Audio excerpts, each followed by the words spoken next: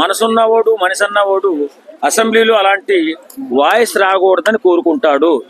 ఎందుకంటే మన రాజకీయ నాయకులు కానీ సెలబ్రిటీస్ కానీ మన మన యువకులకి దిక్సూసులా ఉండాలి. వాళ్ళు సాంప్రదాయమైన మాటలు మాట్లాడాలి, సంస్కారం నేర్పించాలి తప్ప ఇష్టానుసారం ఇలాంటి మాటలు మాట్లాడుకోకూడదు. ఎందుకంటే బాలయ్య బాబు మాట్లాడింది తప్పే కాదని అంటలా, కానీ తప్పని మేము చెప్తున్నాం. కానీ 100 తప్పులు చేసి మిమ్మల్ని ఏ రకంగా విమర్శించాలి? ఒక చిన్న ఉదాహరణ చెప్తా. వాళ్ళ ప్రభుత్వంలో ఉన్నప్పుడు పవన్ కళ్యాణ్ గారు ఆయన 10 సంవత్సరాలు అధికారం లేకపోయినా పార్టీని నడుపుకుంటూ నిజాయితీతో తనకున్నటువంటి వనరుల్లో పేద ప్రజలను ఆదుకుంటూ ఎంతో గొప్పగా మనుషుల్లో దేవుడిగా ఉన్నటువంటి వ్యక్తిని ఉచ్చనీచాలు లేకుండా మీరు తిట్టారే, మరి అప్పుడేమైంది ఈ సంస్కారం? అప్పుడేమైంది ఈ నిజాయితీ?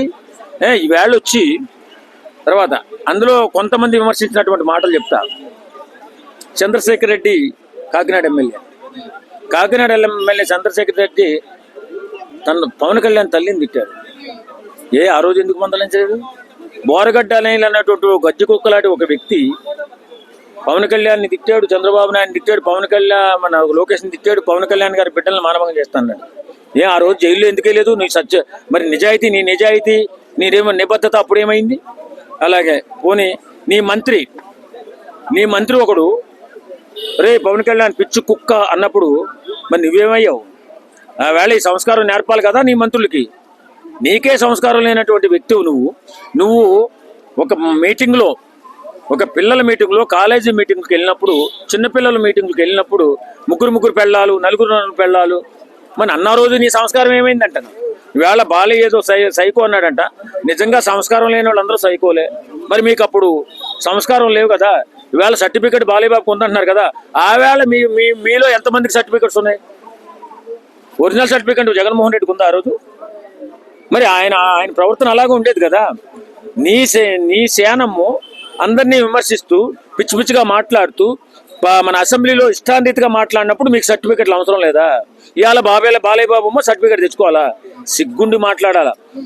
ఏది ఏమైనా మనము సంస్కారయుతంగా ఉండాలి, నలుగురికి దారి చూపించే విధంగా ఉండాలి. ఎందుకంటే మనం రాజకీయ నాయకులు, మనం సెలబ్రిటీలు, మనం ఒక ఐఏఎస్లో ఐపీఎస్లో అన్నప్పుడు మన ప్రవర్తన బాగుండాలి.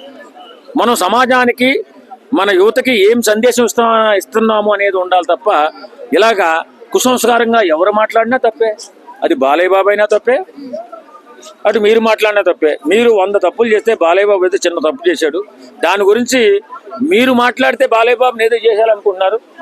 నిజంగా బాలయ్య బాబు ఆయన ప్రవర్తన అందరికీ తెలుసు. ఆయన కడుపులో ఏముండదు కాబట్టి వాళ్ళు బాలయ్య బాబుని పెద్దగా పట్టించుకోలేదు మనం.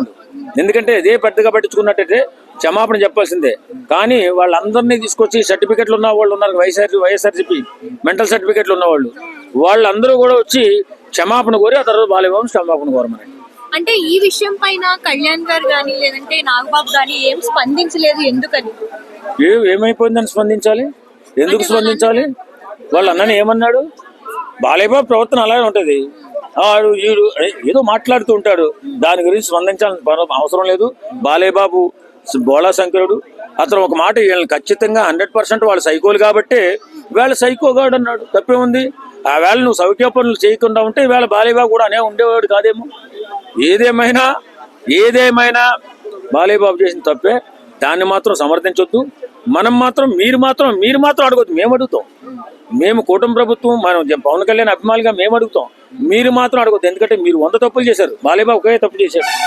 కాబట్టి దీన్ని పెద్ద రాద్ధాంతం చేసి సర్టిఫికెట్లు కావాలంటే మీతో కూడా సర్టిఫికెట్లు తెప్పించవలసి వస్తుంది.